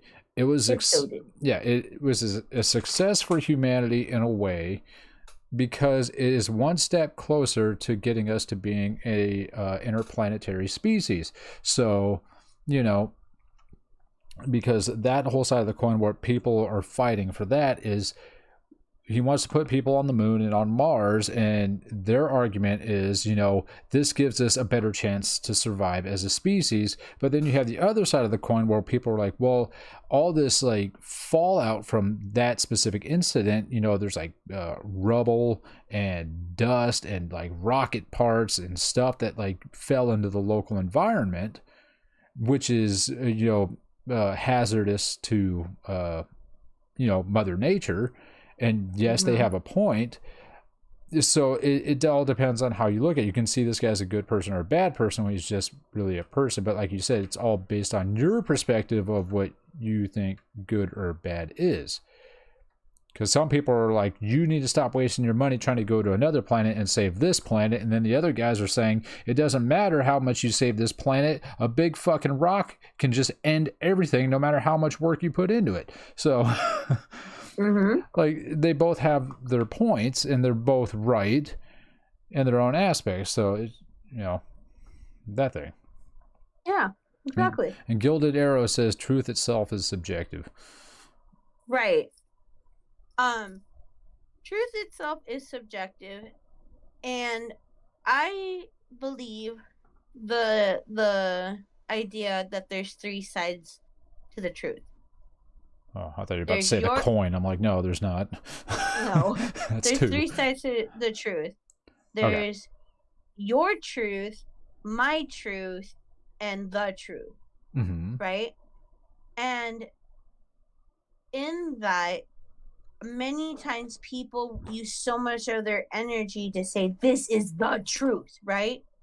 Except when we do that, many times we're not seeing literally the whole picture, and many other times we will not be able to see the whole picture. Yeah. And so as much as folks can use their energy to keep saying this is the truth, I would recommend you to use your energy to choose what your truth is and commit to supporting that. Now, that can be detrimental. It could be uplifting. I don't know what's going to come out of that. But that's not for me to decide. And ultimately, if you're not paying me, I don't have to care much more outside of that. But that's just a funny. Anyway, but anyway, I encourage that. But when you choose your truth and stick to supporting it, that is you supporting authenticity. And I am a big fan of authenticity. Yes. Mm-hmm. And just back to the situation, I was like, that was kind of something I was always like, that's one main reason I kind of held to my gun so hard on this, is because it's like I can sit there and give way to this. I could let my boundary down and crumble like a freaking house of cards to just try to please this person. But it's like, then again, right off the bat, and she even said this, like, this was a fucking very weird line to say. She said, if she's like, imagine what it would be like in 10 years and you looked back at the beginning of our relationship, what would you want to see? What would you want to talk about our first date? How we had to split the check, or because you were a gentleman, or like, we're super romantic about it? And I'm like, well, in my head, I'm like, I don't care. On one side, Yeah. It's like, you want this Disneyland perfect, oh, it was so magical. I'm just sitting there. I look at it from a different side of the coin. I didn't bring this up because I didn't really want to get into it that far with her at that moment. But I would rather look back, honestly, and say, we both started off at a point, we worked on it, and then it flourished. Yes. Because the Disneyland thing it's bullshit. That doesn't happen. I mean, it might happen once somewhere at one time. I mean, it's not impossible. You might have like saw somebody like, oh my God, I got to go out with this person. I'll pay for everything. And it did succeed, but the odds of it, pretty slim. Pretty, really a lot of slim. I bet you can get hit by lightning more times than that happens. But, and like, I'm just sitting there. It's like, yeah, I'm not caving on this, especially given how many times it has not worked. Right. Which is at this point, if you want to look at how online dating goes, it's 100% failure rate for me personally. So the streets are cold. Yeah, it's a cold place. And I mean, it actually, like, just having that conversation with her, and what happened on Sunday, I actually deleted the app. I'm off of them, all of them. Again? Yep, again. And unfortunately, my loneliness, unfortunately, is what killing you. Yes, thank you for the lyric. My loneliness is killing me. But unfortunately, the loneliness is essentially what draws me back to it, because it's like a final option. I'm like, well, fuck, I don't know what else to do. And then I go back in there, and every time I go back in there, I go, why the hell did I download this crap? This is the same shit all over again. A bunch of people I can't trust, and half of them are fake. I mean, that's just proven, they're just fake profiles. So it's just like, fuck, man. And it's depressing in its own way, because you put all this effort into people and you're like, well, why are they not responding? Why do they think I'm like this? Blah, blah, blah, blah, blah. And it honestly exacerbates the problem every freaking time.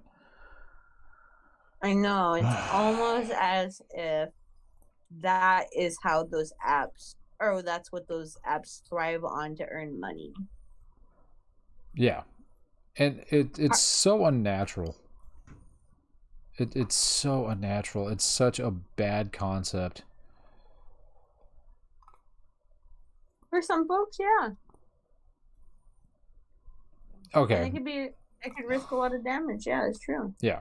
Because I'd rather meet somebody in person, naturally, talk to them for a while, than go, oh, you know what? I should ask this person out on a date. And then go from there. And if you really want to branch off of that subject right there, I mean, we still got 15 minutes.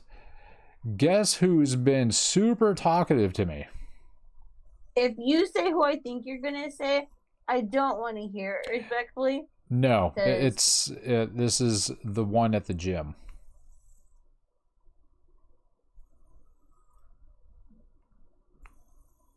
Foot part 2. We call it the other foot. The other foot. Oh, I just came up with that. That's pretty good. So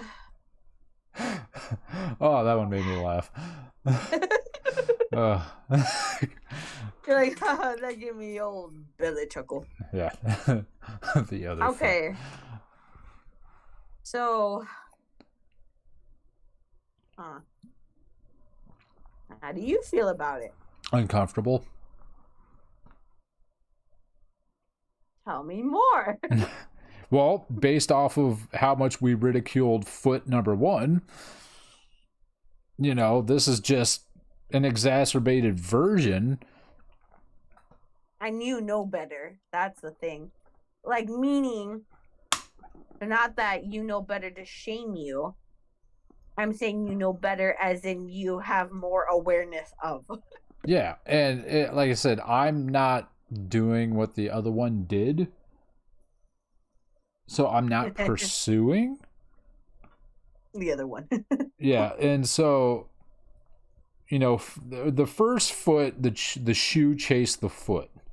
This time the foot's chasing the shoe. What an eager foot. Yeah, it appears that way anyway. I could be wrong. I don't know. And for anybody that's watching this going, what the fuck are they talking about? It's all code word. I'm sorry we can't get into it. Yeah, this is all thieves' camp for all of you you nerdy fucking D&D folks. Yeah. So yeah, so for the safety of the people involved, we can't say much out of this. Mm-hmm. But anyway, what do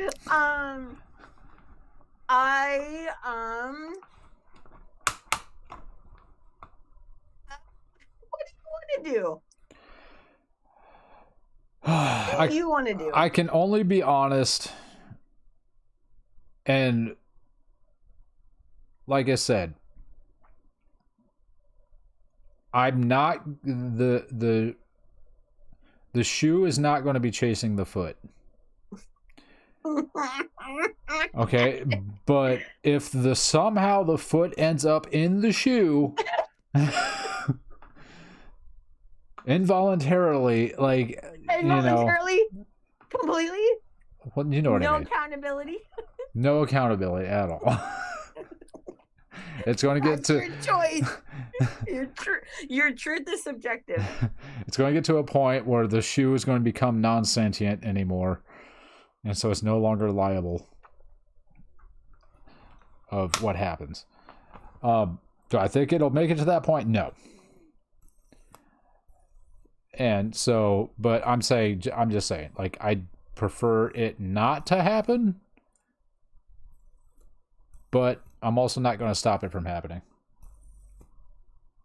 Hold on. Because technically, I'm not doing anything wrong. This is just more of a morals thing. It's just a morals thing? Yeah. Hold on real quick. By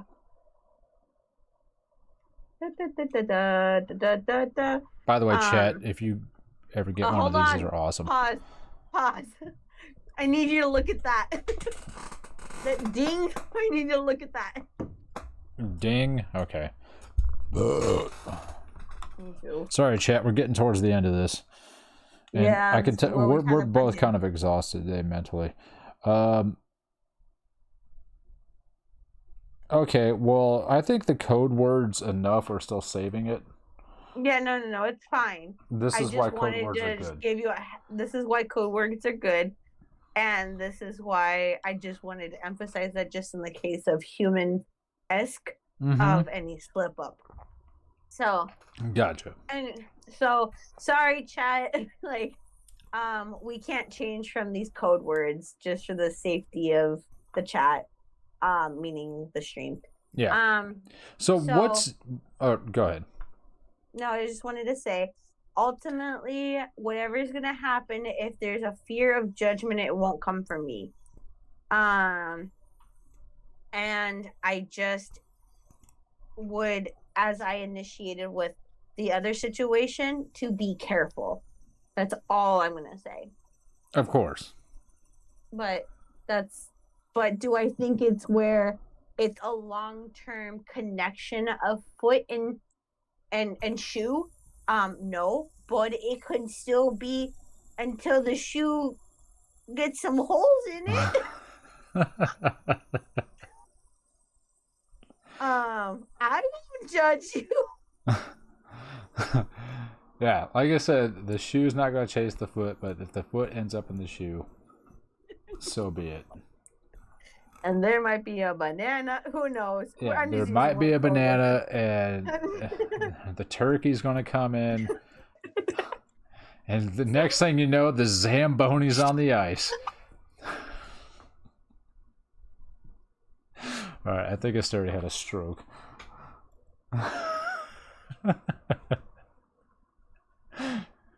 Did you die? What happened? touchdown. Touchdown.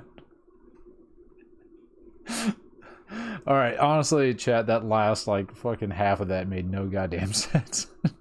Didn't at all. That's why it's funny. Okay. Anyway, so but we'll talk about that more off of stream. We'll talk more there. Alright, well, if you feel comfortable sharing it or not, what's your opinion on said situation? Knowing, I mean, because we all know your that situation or yeah, the other situation? my situation, because we all know that even though the odds are low, that the shoe could fit, but don't get your hopes up. And The shoe could fit. it could, but don't get your hopes up. You're basically trying to find a size 13 men's in the children's section of the fucking, Payless. Oh, be careful with that terminology. Okay, let me put it that other way. Okay, goddamn, that did sound bad. Yeah. I was just trying Yeah. to stick to the shoe analogy. Oh, I know. I Maybe you had to say it because subconsciously there's something that was being thought there. no. Remember, chat, as according to Freud, if it's not one thing, it's your mother. Okay. Yeah, I just don't know how to else like something like to play on the words that like something fits or not. A glove. A glove. Okay, no, see, then right there, my brain's like, sometimes you're OJ Simpson and the glove don't fit. But Okay, but we all know that he was doing that to protect his son, so let's just be honest. all right, well, let's drop the things fitting. But like I said, like, what would your opinion be if said foot ended up in said shoe? My opinion? Yes. Keep There's it a- temporary. There's a difference between judgment and opinion.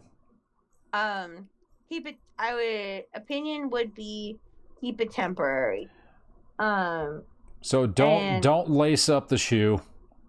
No, like when you go and you try on shoes and you kind of do a few like walk arounds the store, but you don't like tie them up because you're gonna try on other shoes. Yeah, that's what I'm gonna do. That. But you never know. But there's a chance that shoe just happens to fit. But Hey, if don't it lace fits, it up. who the fuck am I gonna? What am I gonna fucking say, right? But with how much I know about what I know, it just has a decreased likelihood. And I honestly believe that 100% also. A very highly decreased likelihood. Extremely Yeah. highly decreased likelihood. An extreme, very much so decreased likelihood. All right. So Well, that's fair. 'Cause yeah, like I said, I'm that's not it, but happy about it either. But, like I said, I'm not going to stop it. ultimately, such is life. Because if we want to think about existential once again, what fucking matters? Live, laugh, love. There you go. Or whatever the fucking No. people say. I dropped my fidget spinner. Oh no, not your fidge. Yeah, my fidge. No, not your fidge. All right, let's see. I'm just going to go back to a couple of things that Gilded had posted in here real quick, just because, you got to wrap up like another 5-6 minutes. Yeah, let's talk about Gilded. So Gilded said after we were talking about the one I was supposed to meet up with and still might meet up with at the festival, just so I can have you take a look at it and go, yeah, that thing's broken. Gilded says, wonder why they're single, LOL. And then also says, they seem kind of entitled, like, why do you need to believe them so much? And they're talking about her, like, you know, I'm honest, please believe me, I'm honest. So they're saying, why do you need to believe them so much? It seems, in my opinion, it seems like they're trying to convince. I feel like they're probably not honest, and they're trying really hard to make you believe a lie, because that's essentially what children do. They kind of run that same tactic. Well, there's another piece I want to jump in. Go for it. So let's talk about lying for a second. Contrary to popular belief, once again, lying is not a bad thing. Lying is a protective mechanism. Yes. That people engage in because they were exposed to environments where they might have felt that there is going to be a significantly negative impact if they were to be honest, right? Right. And lying is natural, right? We lie like every time we go to the store. Hey, how are you doing today? I'm okay. No, I'm not. No, I'm not. And because I'm gonna tell you, I don't tell them I'm okay. They're like, hey, how you doing? I'm like, oh man, having a human moment. Yeah, and unfortunately, that, just to branch off of that real quick, that has been a big downfall with me socially, because people are like, how are you? I'm like, I'm not doing great. And then they're like, I don't want to talk to you anymore, and then they leave. Yeah, because what you presented was authenticity, and they can't handle that for themselves because society has probably pushed that outside of them, and this was just a 2-minute conversation, you know what I mean? Yeah. I mean, I don't do it like at Starbucks because I just want to get my coffee and get out. But if it's like somebody like in, like, let's say the run group, or hey, how you doing at the gym, like someone I can, it's like, man, things could be better. Things could be better. I got the arthritis. I got the diabetes. The diabetes. I beat my wife the other day. My wife is dead. Who did I beat? You know, I kind of want to do that. Like, I'm going to go up to somebody and be like, hey, how's it going? I'd be like, I just stabbed 4 people, and then walk away. No, that's going to get me in trouble. Yeah, no, don't do that. What would be the one that's like really like inappropriate? It's like how you doing today? It's like, well, I woke up and I found out I shit my bed. How are you? It was a new mattress, by the way. And I declined the highly recommended mattress protection cover. This is a really interesting concept. They're like, okay. You're like, you know what? I think I have a doctor's appointment with my dentist. I will just talk to you later. Oh, really? Because I'm going to see my colonoscopy or whatever. I'm trying to go get my I'm trying to go get a pap smear. I'll see you later. I should use that. It's like, how are you doing today? It's like, I got my first pap smear. Like, fucking what? It's like, you're a man. It's like, have you not seen these milkers? Beefy milkers, dude. Man, I'm going to go in there. They're going to try to get that sweet, sweet juice out of my lady nozzles.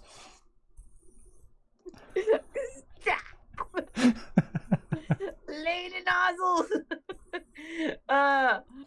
Anyway.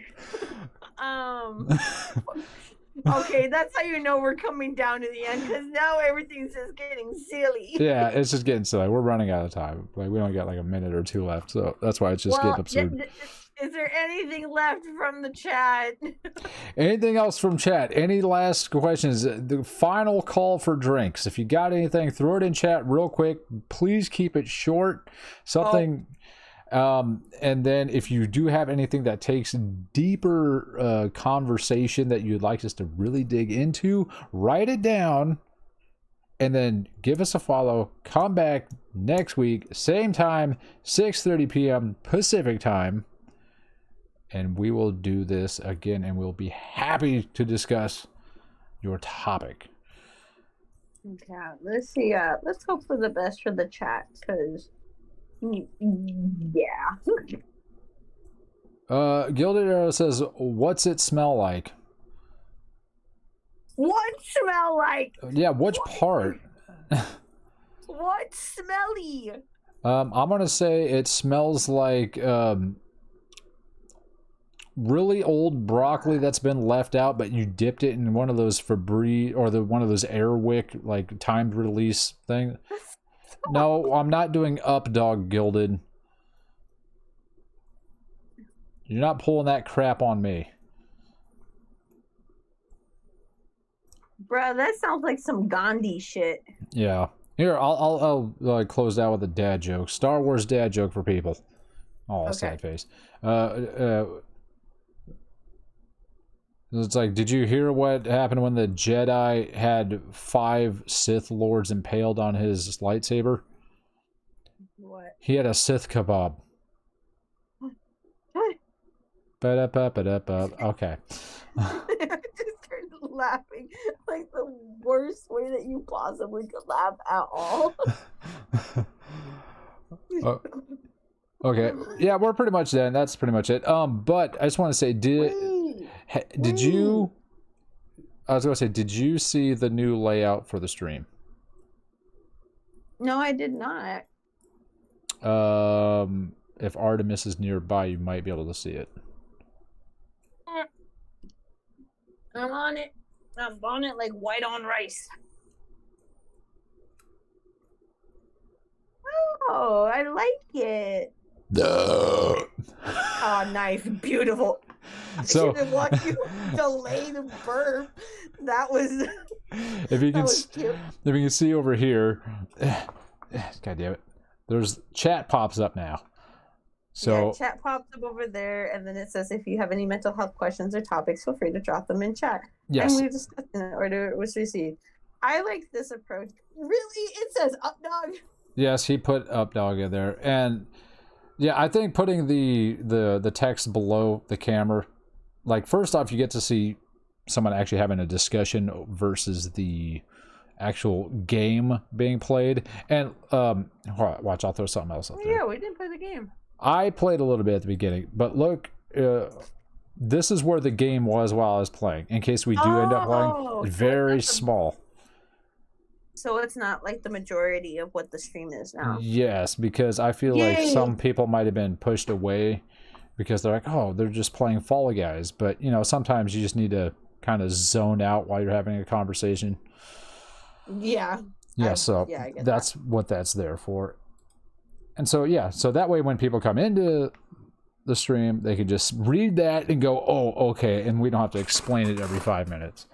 So that's very fair, and I'm happy about that. I think you did a really good job with the layout. thank you. I Yeah, think you're welcome. it can be better in the future. I would like to find background music that's not going to get me busted via copyright.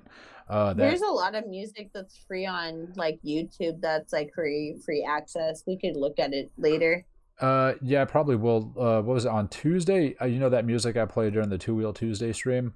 Mm-hmm. One part of it got flagged, even though I've been using the same thing for the last few months, and so YouTube blocked it, and I currently have it under dispute, but it could take up to like a week, so which is kind of a bummer. I mean, I prefer look. Here it is, chat, or anybody that's watching this on YouTube in the future.